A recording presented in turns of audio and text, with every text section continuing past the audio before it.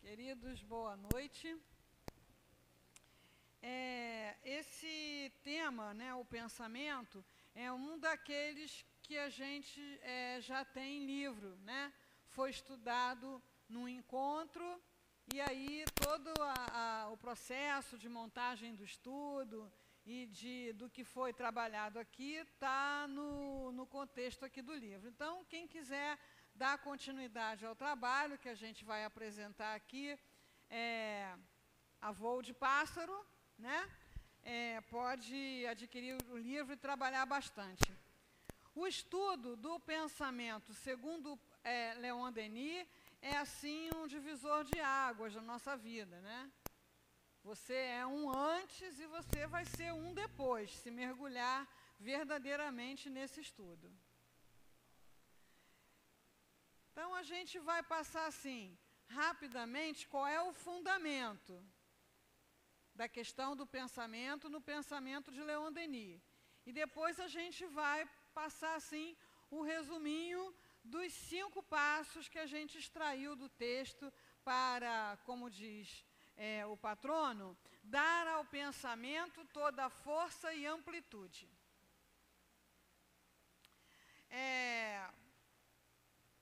A coisa que é básica a gente entender é que a nossa vida, a maneira como a qual a gente se sente, a nossa apresentação diante do mundo, diante da gente mesmo, o nosso corpo físico, a nossa saúde ou não saúde, o nosso estado de equilíbrio ou desequilíbrio, o nosso estado de harmonia ou desarmonia, depende única e exclusivamente do que a gente pensa.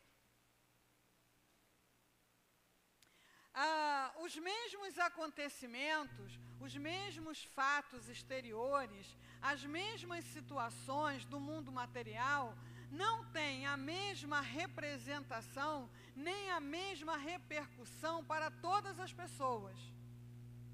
Porque a questão não está nas coisas exteriores, a questão está em como a pessoa pensa aquela situação.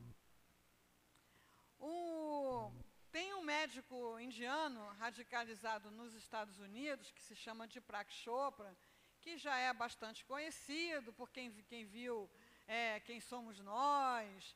Ele tem um livro fantástico que se chama A Cura Quântica, que associa os conhecimentos da física quântica a alguns conhecimentos espiritualistas.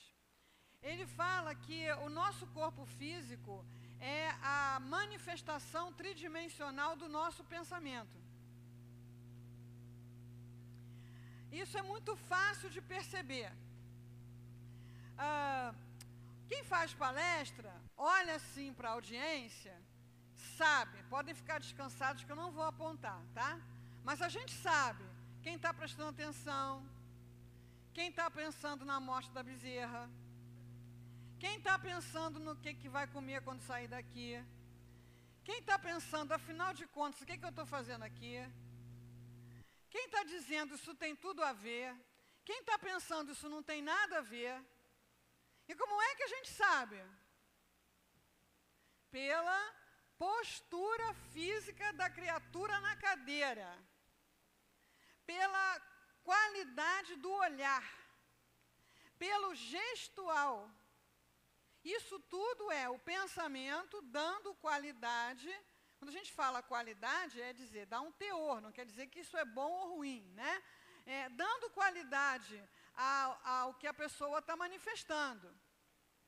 Uma pessoa que está confiante no sucesso, uma pessoa que está com vontade de viver, que está entusiasmada, ela anda assim, cabeça erguida, peito estufado, passadas largas e decididas. Por isso é que no exército se obriga o soldado a andar assim, que é para convencer o inimigo de que ele acha que vai ganhar.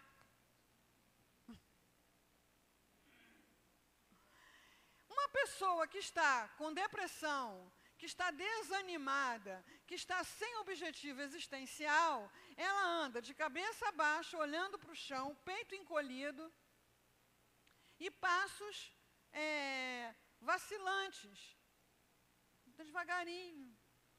Você olha para a pessoa e pode jurar de que ela não está num bom momento. Então, o pensamento é que dá qualidade à nossa vida. E a gente já perdeu muito tempo achando que a qualidade da nossa vida depende de alguém. A gente já perdeu muito tempo achando que a qualidade da nossa vida depende dos chamados acasos. Então a pessoa diz assim: eu não dou sorte no emprego. Não dou sorte. Ela que está gerando com seu pensamento os maus resultados que ela tem no trabalho. Por quê? Quando aparece um problema no trabalho, a pessoa que recebe o problema como um desafio, ela vai fazer com que o seu pensamento haja como foi criado para agir. O pensamento existe para criar. Então, se ela recebe um problema no trabalho, ela vai pensar: o que eu posso fazer para resolver esse problema? Para melhorar essa situação, para minimizar esse prejuízo. Agora, aquele que acha que tem azar, ele olha para o problema e diz: não falei? De novo. Tinha que ser comigo, tinha que dar errado. E aí ela vai gerando, ela fica paralisada, ela não se apresenta como alguém capaz, e aí daqui a pouco é mandada embora. E quando ela é mandada embora, sabe de quem é a culpa? De um fofoqueiro que tinha lá na empresa. Tem muita gente dormindo, hein? Vocês acham? Quando aquela pessoa que pensa que tudo de ruim lhe acontece, quando as coisas ruins acontecem, ela acha que o responsável é uma outra pessoa, ela ainda está muito longe de começar a mudar a própria vida, porque ela está achando que o responsável é o outro, é alguém, é um terceiro. Então, é muito sério, é muito importante a gente começar. Acredita, pensamento cria. É essa a função do pensamento na criação, criar. Seja lá o que você esteja pensando, você está criando. Por isso é que Jesus falou: vigia. Por quê? De tanto a gente ainda é espírito imperfeito, né? Então a gente vem de encarnações como espíritos primitivos. Depois entramos nesse território da imperfeição e a gente vem aí melhorando devagar. Mas o nosso pensamento natural, quer dizer, aquele que brota, em geral, não é de boa qualidade. Porque nós ainda somos espíritos imperfeitos. É bem visível isso na natureza do planeta. Você quer ter um jardim, você precisa plantar capim? Estão na dúvida? Você precisa plantar tiririca? Você precisa cultivar pulgão? Não. Essas coisas brotam sozinhas. Então, por exemplo, pensamento de desânimo, pensamento de desistência, de baixa autoestima, de revolta, de culpa, esses brotam sozinhos. Porque são os nossos hábitos de pensamento, desde que a gente foi criado até a gente chegar aqui. Então, a gente pensa conforme a gente está habituado. Aquilo, vem. Então é preciso vigiar como você vigia o jardim. Ih, caramba, está dando tiririca aqui, deixa eu arrancar. Ih, a minha plantinha está secando, deixa eu ver aqui por trás da folha se tem pulgão. A mim passar aqui o remédio para tirar.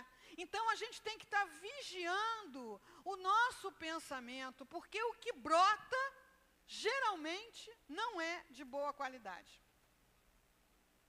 Então, quando eu estou vigiando, eu detecto E aí eu tenho que fazer algo para sair daquela esfera de pensamento. Esse algo pode ser uma boa leitura, pode ser uma prece, pode ser uma mudança de hábito, de comportamento, mas se eu nem presto atenção no que eu penso, quando eu me sinto mal, imediatamente eu boto a culpa em alguém e não olho para o que eu estou pensando, a tiririca toma conta do gramado. Então, por isso que Jesus falou, vigia a sua mente, vigia o que você pensa. Porque senão, se você deixar que o pensamento, por exemplo, de medo, né? A gente precisa ter medo. Se a gente não tiver medo, entra um urso aqui dentro, janta todo mundo e ninguém sai do lugar, né? A gente precisa ter medo. Agora, a pessoa começa assim, atualmente, eu tenho medo de sair de noite. Isso não tem a menor lógica, a gente precisa parar para pensar. Mas aí não paro para pensar, não saio mais de noite. Daqui a pouco eu penso assim, pensando bem, é melhor não sair de tarde também. Porque no outro dia deu no noticiário que a pessoa foi assaltada de tarde. Acho que melhor mesmo é eu não sair. Mas tem um problema sério, tem bala perdida que entra dentro de casa, tem avião que cai no telhado. E se eu tiver um ataque cardíaco aqui dentro de casa, fechado, ninguém vai me ver. E aí, daqui a pouco, a pessoa está dominada pelo medo e está tendo transtorno do pânico. Se ela começasse a olhar para o que ela pensa, mal começou, ela já ia começar a ver o que fazer com aquilo, como sair daquela esfera de pensamento, como adquirir mais confiança, que mecanismos ela teria ao seu dispor, que recursos ela poderia utilizar. O pensamento criador iria se manifestar, propondo para ela alternativas, possibilidades, e ela não chegaria ao transtorno do pânico. O transtorno do pânico pode ser pós-traumático. A pessoa viveu uma situação muito ruim e a partir dali o seu emocional ficou desequilibrado. Mas alguns casos eles vêm assim, insidiosos, vai se instalando aos poucos, né? Então, a primeira coisa, né, que Leon Denis nos propõe é a vigilância. Olha para o que você pensa. O que você pensa, primeiro, atua em você, porque você é o núcleo, é o olho do furacão. Então, o que você pensa, primeiro atua em você. Então, se você pensa, essa pessoa é isso, é aquilo, e falou assim comigo, está pensando, está falando com quem, né? Lá pelas tantas, você vai lançar alguma coisa ruim na direção da pessoa. Mas quando você chegar a fazer isso, você já se impregnou, você mesmo, do seu próprio sentimento negativo. Aí, o que a pessoa normalmente diz? O culpado é o outro. Eu estava tão bem, estava ótimo. Aí aquela pessoa me fez isso, agora eu estou com dor de cabeça, minha pressão subiu. Ela é culpada. Não, culpado é você, pelo que você pensou. É culpado, responsável, né? O pensamento influencia, contagia a todas as mentes em sintonia. Isso é seríssimo, seríssimo. Para o bem e para o mal. Então, quando eu estou pensando, por exemplo, né, eu estou pensando numa prece, eu estou pensando, né, numa coisa bonita, eu estou pensando num trabalho no bem, eu me sinto muito bem, porque eu estou gerando um pensamento que faz bem, mas ao mesmo tempo eu estou me ligando, me plugando em todas as mentes do bem. É como se eu mergulhasse num oceano de paz, de felicidade, de harmonia, e aí eu me sinto muito bem. Agora, quando eu tenho pensamentos de depressão, pensamentos de desânimo, aqueles todos, né? Eu me sinto muito mal, porque não é só o que eu estou pensando. Eu me ligo a todas as mentes que estão pensando assim, do mesmo modo. Tem uma passagem lá de Jesus no Evangelho muito interessante, em que ele vai falar com o obsidiado e ele pergunta para o Espírito, qual é o seu nome? E o Espírito diz para ele, meu nome é Legião. Sabe o que é legião? Legião era uma divisão lá do exército romano, que eu não sei quantos soldados tinha, não sei. Um monte deles. Era uma legião. Né? Então, às vezes a gente pensa assim, aquela criatura está com um obsessor. Não, quem deu campo mental para um obsessor, deu campo mental para uma legião de obsessores. E o que é que dá campo mental para a obsessão? Quem é que se dá a esse papel no mundo espiritual, de obsidiar? Não são certamente os espíritos que têm mais o que fazer, né? Quem se dá esse papel de obsidiar são os revoltados, os ciumentos, os deprimidos, os irados, os que têm lá culpas ou então ressentimentos. Então, quando você se sente mal, esse seu mal está sendo potencializado por todas as mentes em sintonia. É espantoso a gente ver o que uma pessoa consegue realizar quando ela se propõe a fazer o bem. Uma pessoa comum, uma pessoa como nós. É só você ver pessoas que você conhece, ou você mesmo na sua vida já pode fazer isso, né? Pessoas que estão à frente de trabalhos belíssimos, né? E você pensa, aquela pessoa... Não, é uma pessoa como você. Muitas vezes é uma pessoa sem cultura, muitas vezes é uma pessoa simples, muitas vezes é uma pessoa que ela mesma tem várias limitações de natureza física. Uma pessoa consegue fazer um hospital, uma pessoa consegue fazer uma instituição para crianças, uma pessoa consegue fazer um trabalho dentro da casa espírita. Uma pessoa... Sabe por quê? Porque na hora que a gente levanta o dedo, pessoal aí da espiritualidade superior, cansei de reclamar, agora eu quero trabalhar. Com quem que eu falo? Blum. E aí você tem intuição, você tem ideia, pessoas vêm te procurar para te colocar as coisas na mão, situações acontecem. Aqui no centro, não sei se ainda tem isso, mas às vezes vinham umas malas da rodoviária. Umas malas que eram largadas lá, esquecidas, né? E aí eles distribuem para as instituições de caridade, e aí vinham algumas malas para cá, e aí tome de roupa velha, meia furada, que negócio, né? Numa dessas malas veio lá uma meia furada, só que ela estava cheia de joias. Cheia de joias, né? E veio aí, certamente a joia virou tijolo, cimento, feijão, arroz, né? É muito conhecida a passagem de Bezerra de Menezes, que estava num sufoco financeiro danado, e aí bateu um menino na porta dele. O senhor dá aula de matemática? Ele não dava, ele era estudante de medicina. Mas ele estava tão a perigo que ele falou, dou. Então eu vou pagar 5 aulas adiantado, depois eu volto. Nunca mais voltou. Então, todos nós, né, muita gente chegou aqui no centro, não sabe nem como é que foi. Já veio gente aqui procurar o curso de culinária da Casa Sendos, né? Já veio gente aqui esperar o banco abrir. E aí, caramba, o que é isso? O que está acontecendo aqui, né? Então, essas inspirações, essas coisas acontecem quando a gente manifesta uma mudança de pensamento e aí sai de uma faixa de sintonia e passa a fazer sintonia com outra faixa. Quanto mais inferior o espírito, mais limitado ele é. Mais limitado ele é, porque as suas potências da alma não estão podendo ser desenvolvidas, entre elas o pensamento. Então é aquela pessoa que só reclama, só vê coisa ruim, não acha solução para nada.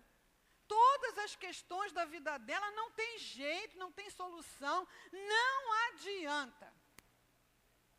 Por quê? Porque ela não se comunica com uma outra faixa de pensamento, ela só fica ali, e ali todo mundo pensa igual a ela. Naquela faixa de pensamento, de rebeldia, de reclamação, todo mundo pensa igual a ela. Então é ela e mais uma legião de rebelde, ranzinza, reclamão, birrento. Aí um dia ela resolve, mas será que isso não tem jeito mesmo? Será que eu posso fazer alguma coisa? Aí ela muda de faixa. E aí começa a ter ideia, ter intuição, alguém ligar, alguma coisa acontecer, uma coisa inesperada. Quando ela vê, saiu. As pessoas dizem que são ansiosas. A gente não é ansioso. Se a gente fosse ansioso, Deus tinha feito a gente com defeito. A gente está ansioso. Agora, quando a pessoa diz assim, eu sou ansiosa, não tem jeito. Não tem, não tem. Ela é ansiosa junto com todo o resto da multidão ansiosa. Aí chega no consultório, eu estou sentindo isso, isso, isso, isso. Ah, tá bom. E qual o remédio que a senhora vai passar? Calma, minha filha, ainda não examinei, ainda não vi nada. Não, porque se for esse ou aquele, não adiantou nada. Calma, minha filha, vamos examinar. Aí você está lá examinando, e quando é que eu vou voltar à consulta? Espera aí, ainda não examinei, ainda não mediquei, depois eu falo. Aí você examina e tal, fala, olha, a senhora volta daqui, e se não adiantar? Bom, se não adianta, né? A pessoa está sempre na frente, você não alcança.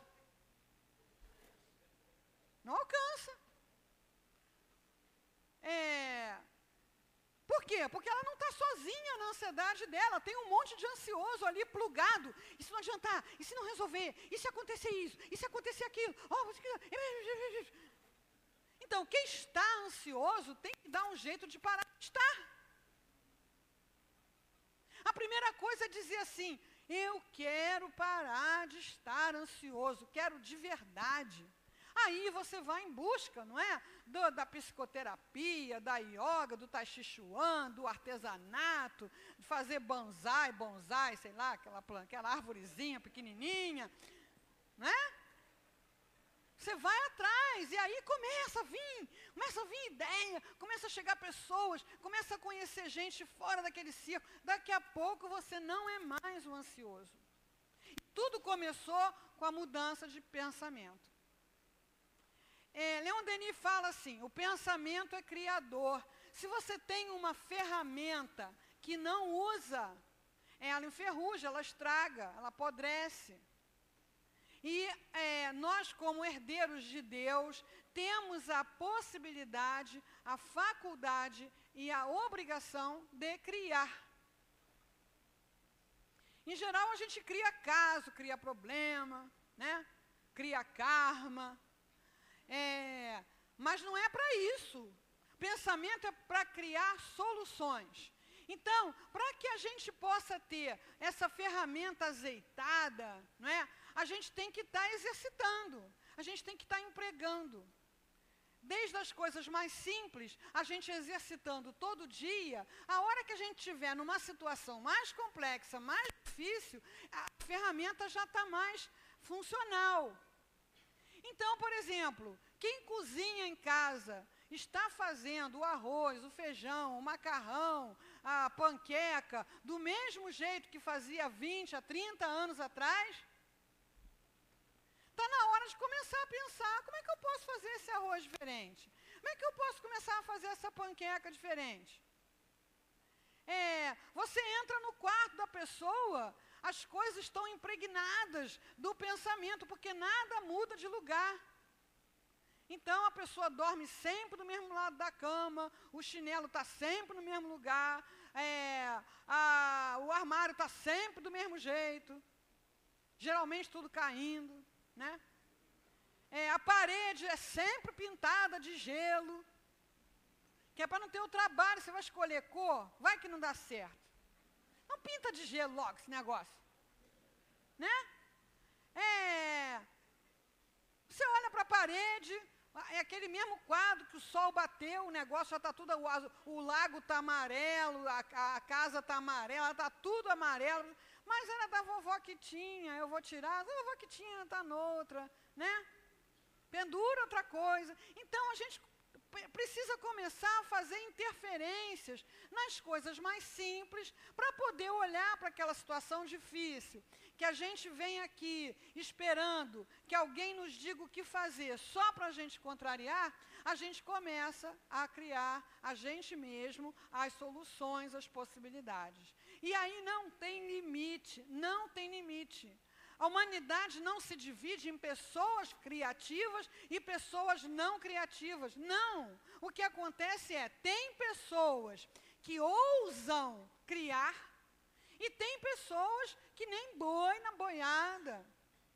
O peão manda a boiada para lá, vai a boiada toda. O peão manda a boiada para cá, vem a boiada toda. E quem é que está sendo o peão da boiada na nossa sociedade? A televisão. Está aqui a minha amiga cabeleireira que não me deixa mentir. Está lá a mulherada toda, as que têm cabelo encaracolado, as que têm cabelo preto, as que não têm cabelo, querendo ficar com cabelo louro por aqui, porque a moça na novela está com cabelo louro por aqui. Aí vai lá a boiada, isso me convém, né? Aí tem que ficar no salão, ela falou lá, 2 dias, né? Tem que passar 2 dias no salão para ficar com aquele cabelo aqui, né?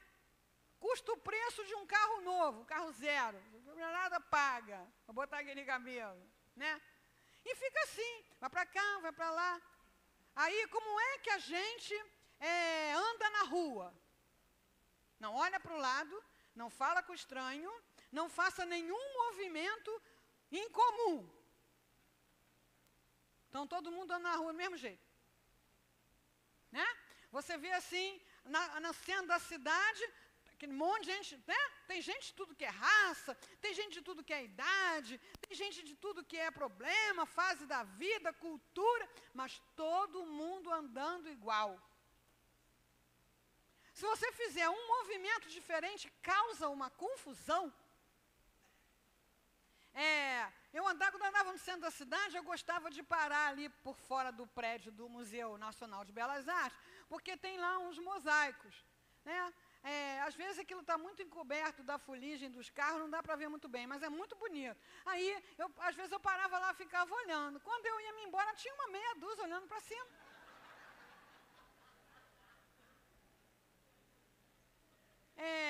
Eu vi num programa de câmera indiscreta, né, que a gente entra no elevador, o que é que a gente faz quando entra no elevador? Vamos lá, boiadinha. Entra no elevador, sério, não olha para o lado, se coloca em posição e fica olhando para aqueles números que ficam passando ali. Né? Se tiver com a bolsa, agarra. Que é para defender o seu território, o seu espaço. Né? Fica lá. Aí eu vi nesse programa que uma pessoa entrava no elevador e ficava olhando para os fundos. Uma pessoa do programa ficava olhando para os fundos. Aí começava a confusão. Mas afinal, para que lado que a gente tem que olhar? Né?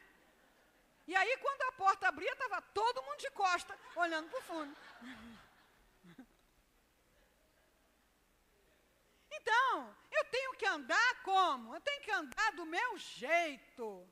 Não é? Eu tenho que falar com as pessoas, eu tenho que sorrir, eu tenho que me comunicar, eu tenho que encontrar alternativas mais positivas para o relacionamento em sociedade, seja na fila, na minha casa, eu tenho que criar. Aí eu pergunto para mim, o que eu faço? Como eu faço? Aí o pensamento é igual pipoqueira, né? Ele começa a pipocar. Mas aí eu começo, eu vou fazer isso, vou pagar mico. Mas eu nunca fiz. E se eu fizer isso, vão dizer que eu sou maluco. Aí daqui a pouco não faz mais nada, está lá engessado outra vez. Aí quando tem um problema na vida, olha para o problema, que tem solução. Eu posso garantir para vocês que eu não sei qual é o problema de vocês, mas ele tem solução. Por quê? Porque não faz o menor sentido o Criador colocar o seu filho diante de uma situação que ele não possa resolver.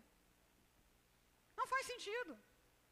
Aquela situação tem alguma coisa para ensinar. Assim que ela for aprendida, ela se resolve por ela mesma.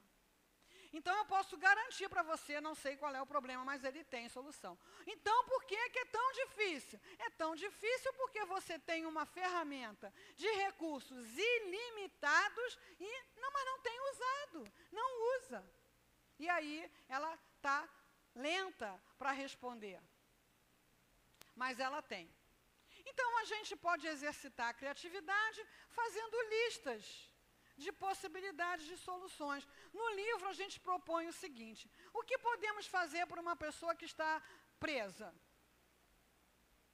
Então, entre o não fazer nada e o ir lá visitar, tem uma infinidade de coisas que podem ser feitas.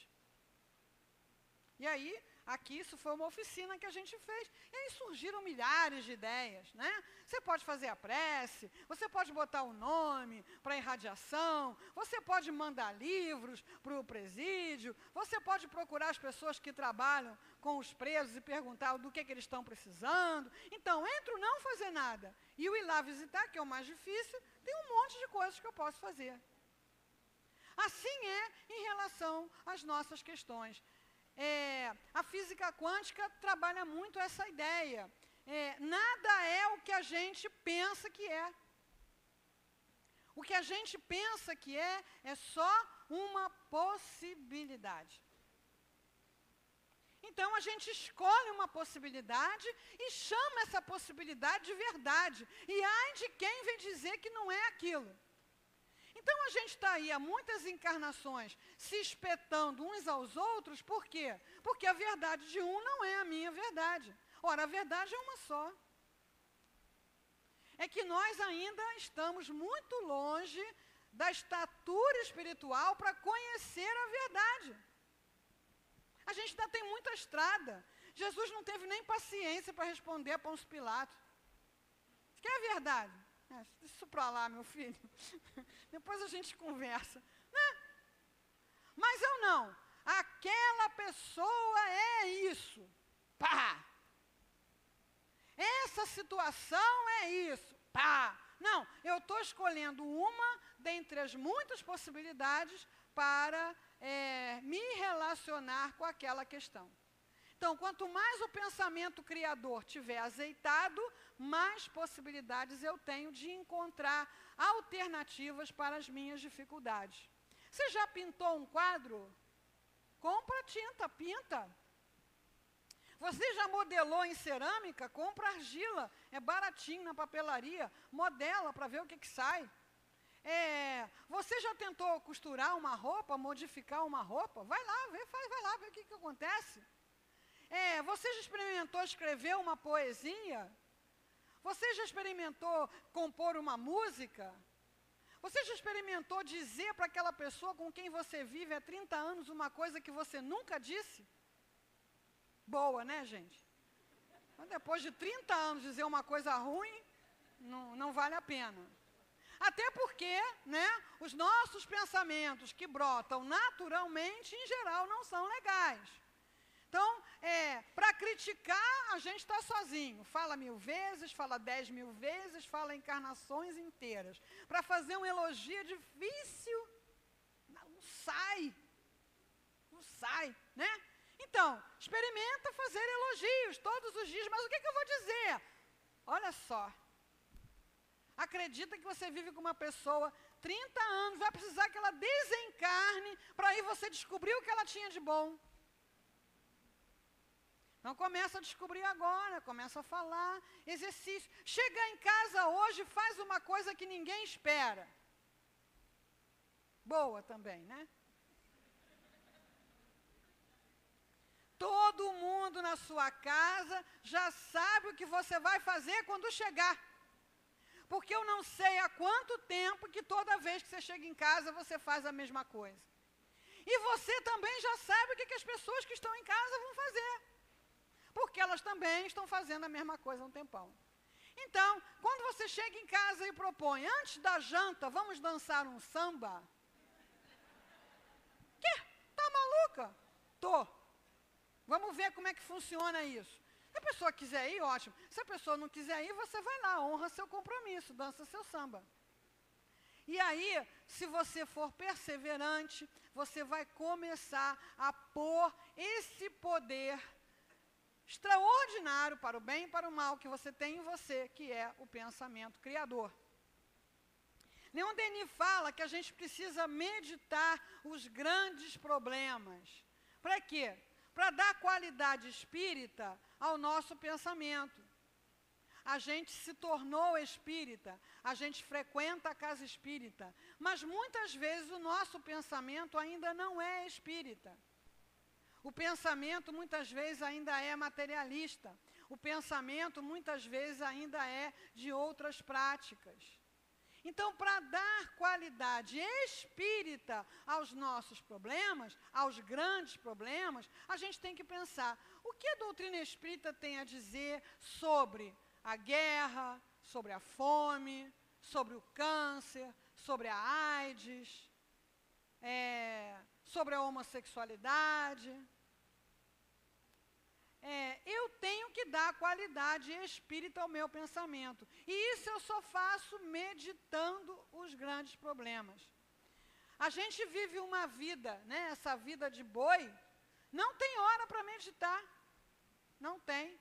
Tem hora para refeição, tem hora para dormir, tem hora para trabalhar, tem hora para vir para o centro, mas não tem aquela hora para você sentar e pensar.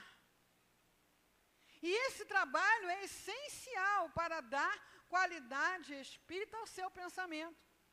Olha lá uma manchete no jornal, uma notícia no noticiário, um comportamento que você está observando e não foge de pensar e muito menos vai lá engrossar o pensamento materialista.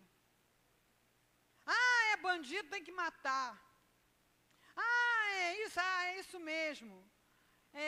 Ou então as pessoas estão lá debatendo seus pontos de vista equivocados à luz da doutrina espírita. Você é espírita, mas não fala o que você pensa.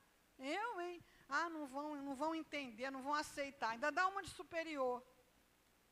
Então, está se falando sobre aborto, o espiritismo não aprova o aborto. Por quê? Por quê? Vamos pensar, vamos ter pensamento espírita. Está se falando isso ou aquilo sobre a homossexualidade? O que a espiritualidade, o que a doutrina espírita tem a dizer sobre isso? O que eu posso acrescentar? Então, para eu poder fazer isso, eu tenho que pensar, eu tenho que meditar os grandes problemas. Jesus falou para os discípulos que se eles não fossem diferentes dos fariseus, eles seriam igual ao sal que perdeu o sal. Um sal insosso.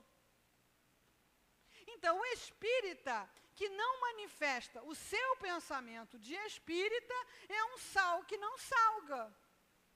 Porque ele está lá no meio do materialismo, ele está lá no meio das pessoas que têm as visões equivocadas. E ele não diz qual é o pensamento da doutrina espírita, não diz, não exemplifica, não manifesta, não faz diferença. Não salga. Jesus fala do fermento, né? Você faz lá um bolo caprichado, não testa o fermento antes, bota o fermento, o bolo sola, porque o fermento não acrescentou nada, já estava desintegrado lá. Então a gente precisa pensar. Parece uma coisa chata, né? Parece? Mais do que nunca nós temos que pensar. Sabe por quê? Porque o progresso não está parado ali na esquina, esperando a gente acordar, esperando acabar a novela, esperando o Natal, esperando o Ano Novo, esperando o Carnaval, não. O progresso ele é contínuo, ininterrupto. O progresso está indo para o futuro. E nós hoje temos que ter o pensamento mais rico, mais profundo. Para isso a gente precisa ler, precisa meditar, precisa conversar, precisa se instruir. Porque senão, sabe para onde a gente vai? Para onde o peão mandar. Então, o que é legal fazer no domingo?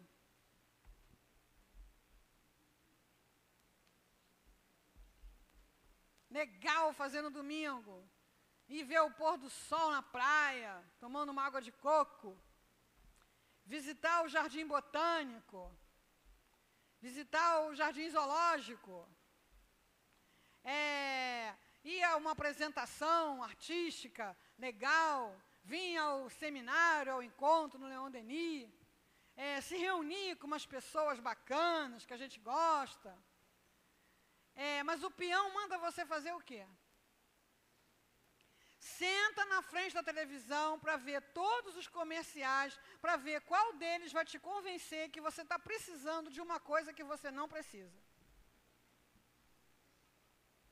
E aí começa, né?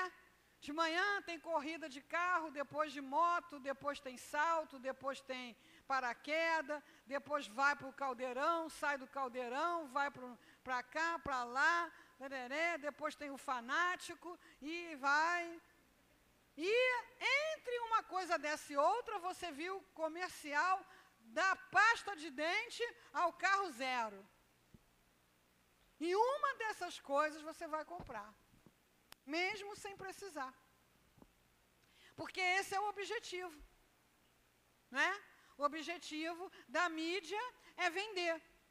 Acontece que para vender, às vezes ela coloca informação de qualidade. Então, se eu penso, se eu tenho senso crítico, eu vou olhar, caramba, isso aí é legal, isso aí eu vou ver. Vi, assistir, acabou, pimba, desliga. Mas a maioria das pessoas não tem nenhum poder sobre o controle remoto. Nenhum. Aí ela tem uma TV a cabo que tem 100 canais.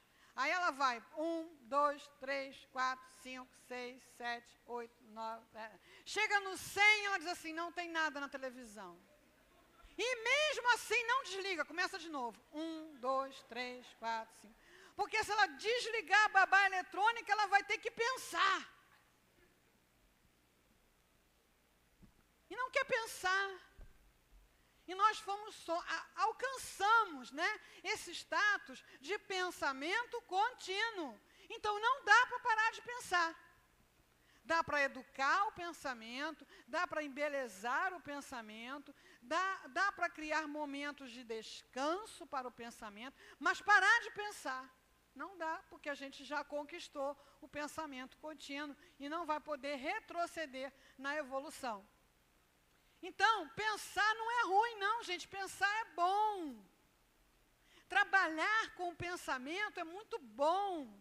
Ver o que o seu pensamento pode inserir na sua vida, acrescentar, embelezar, sugerir, dar objetivo existencial. Quando a gente se pergunta assim, o que é que eu vou fazer ano que vem? E não tenho resposta. O que é que eu vou estar fazendo daqui a 5 anos? E não tenho resposta. Eu estou numa situação muito perigosa, que é a de falta de objetivo existencial. Isso aí é uma morte em vida. Então, o pensamento pode nos dar mãos cheias de objetivos existenciais. Porque a gente vai, através do pensamento, se ligar à própria fonte desses objetivos, que é o outro passo que Leon Denis fala aí. A gente vai se ligar a Deus. Na natureza, na prece e na meditação, olhando para si mesmo, a gente se encontra com Deus. E aí não dá para ficar sem objetivo existencial, porque você faz contato com a própria fonte que gera vida, que gera amor, que gera beleza, que gera saúde. E não dá para você fazer contato com essa fonte e continuar doente, deprimido, apagado, boizinho. Não dá. Então pensar, a gente tem que parar de pensar que pensar é uma coisa ruim. Por que a gente acha que é uma coisa ruim? Porque, em geral, os nossos pensamentos é uma coisa terrível. Mas aí eu começo a buscar outras coisas para alimentar meu pensamento. E aí Leon Denis fala, é preciso sentir com veemência. O Evangelho fala que nós somos, tem aquele pessoal que só quer bagunça, tem aquele pessoal que é ser eremita lá no alto da pedra.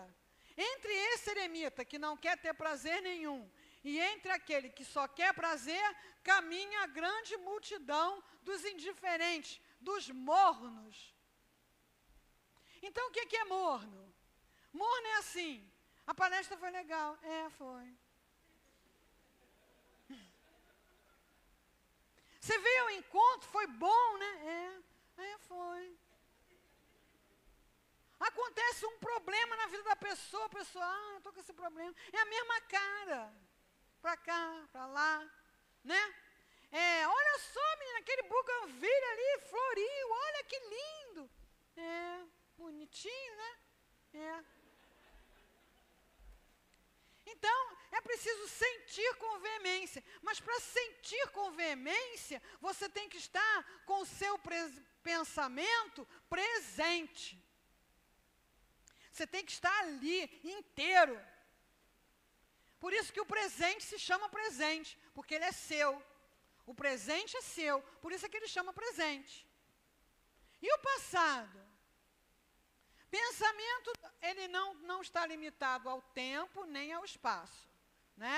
Pensamento, por ser um atributo espiritual, ele não está preso a passado, a futuro, ele vai para lá, né? Então, a pessoa escolhe ficar presa ao passado.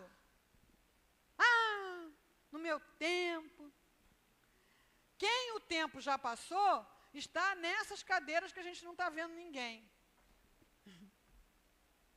O tempo de encarnado passou. Quem está encarnado, o tempo não passou. E esse tempo de hoje, certamente, não nos está sendo dado de presente para a gente lamentar o passado.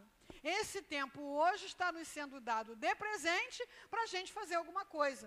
Então a pessoa fica lá antigamente, quando eu era isso, antigamente, quando eu era novo, antigamente, quando eu era o chefe, antigamente, quando eu ganhava bem, antigamente, quando eu tinha saúde, antigamente já passou. Mas se você quiser escolher viver o que já passou, você vai ficar.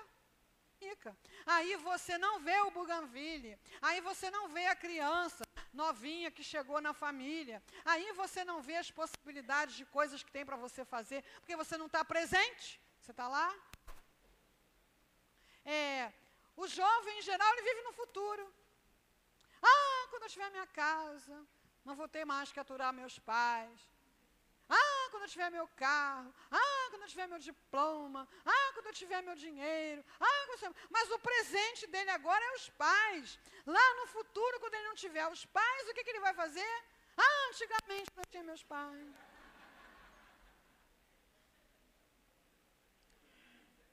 O pensamento vai para lá, vai para cá, né? Tem gente que diz assim, eu tenho uma saudade da minha reencarnação no Egito. Já passou. Eu não sou daqui, eu sou um espírito europeu. Eu sou muito sofisticado. Isso aqui, esse povo aqui sem educação, eu tenho uma dificuldade com isso, porque sou muito evoluído. Né? Às vezes não diz mais, pensa. E não faz diferença o que você diz, se o que você está pensando é outra coisa. O que você pensa é que dá qualidade ao que você vive, né? Então, para mim sentir com veemência, eu tenho que estar presente. Vou abraçar o amigo da casa espírita. Abraça de corpo presente. Agora abraça o amigo, o pensamento já está lá na cantina comendo pizza. Oi, tudo bem? Tudo bem? Né? Às vezes a gente está no estudo e tem lá uma companheira, ela bota a bolsa no ombro e fica assim. A pessoa, olha, leva seu corpo para onde está o pensamento.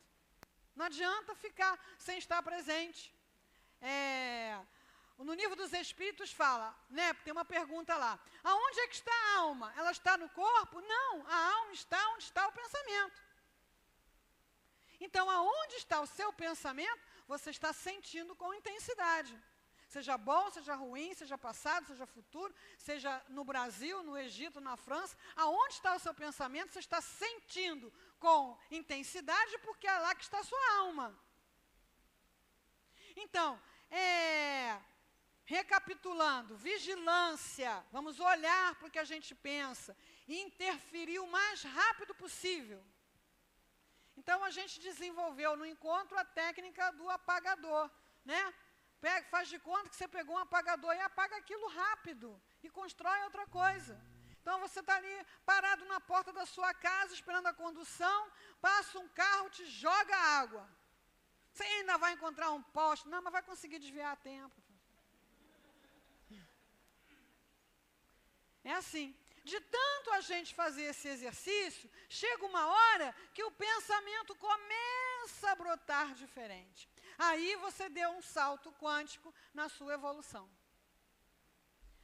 O Chico Xavier tem uma passagem que a gente conta aqui no livro que eu acho, assim, sensacional para mostrar isso, né?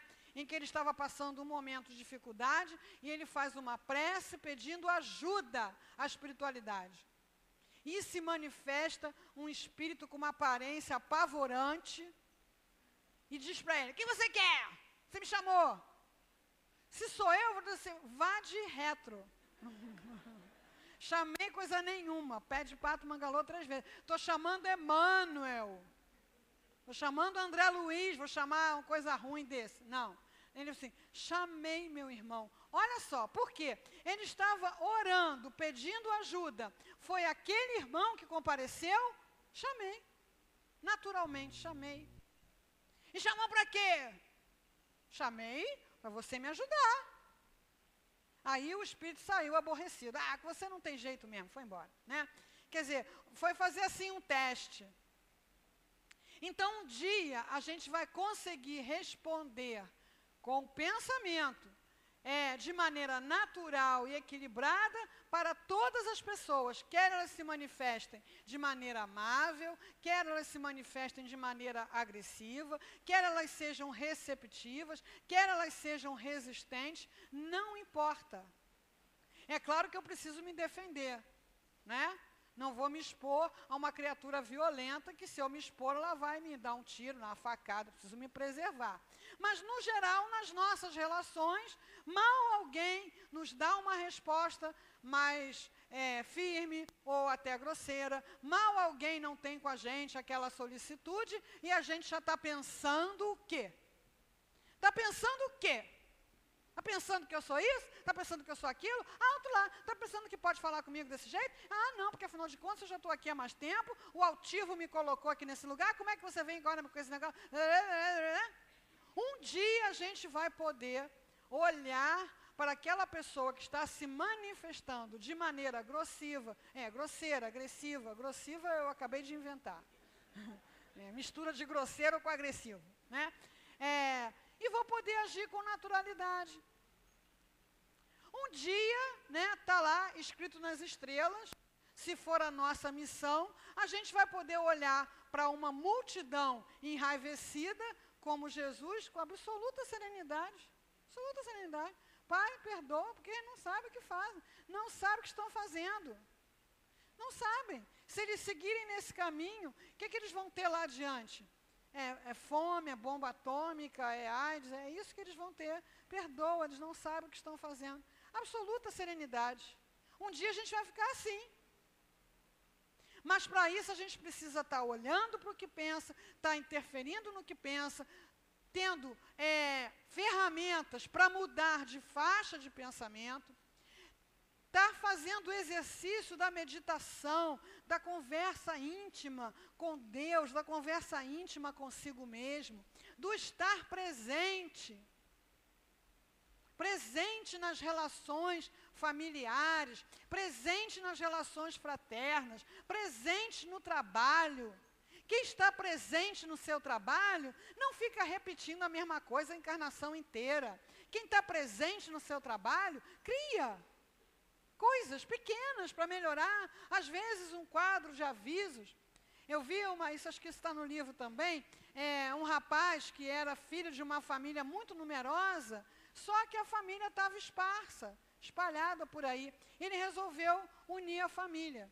Então ele fez um jornalzinho e foi lá, pesquisou os endereços, começou a mandar um jornalzinho, uma folha, né? Dizendo quem ele era, a família dele, o pai, a mãe, como é que morava, né? Eu sei que o final dessa história foi uma reunião belíssima, né? Num sítio, mais de 100 pessoas reunidas. A partir do quê? A partir de alguém, uma única pessoa, que fez um pensamento fora da rotina, fora do habitual, fora do esperado, um pensamento criativo.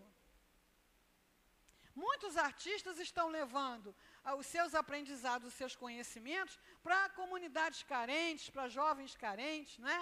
E aí o que você vê? Gente, como é que pode, não é? Aqueles meninos e meninas que dizem, esse não tem jeito. Como assim não tem jeito? Né? O que eu posso fazer? O que eu posso modificar? Vai lá, coloque aquele negócio, né? Aumenta, cresce.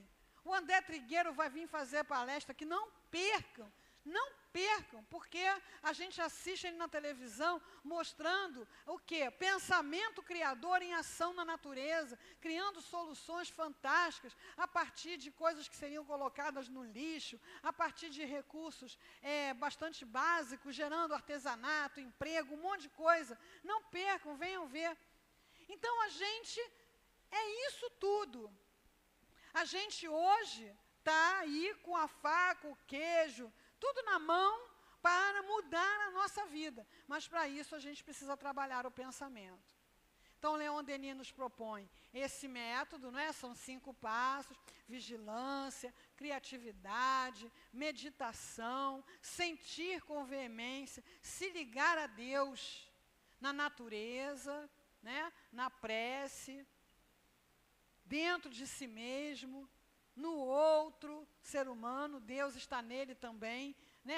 Aprendendo a fazer esse mergulho. Isso hoje é um recurso muito valorizado no mundo corporativo, né, das empresas, a pessoa que tem empatia. O que é uma pessoa que tem empatia?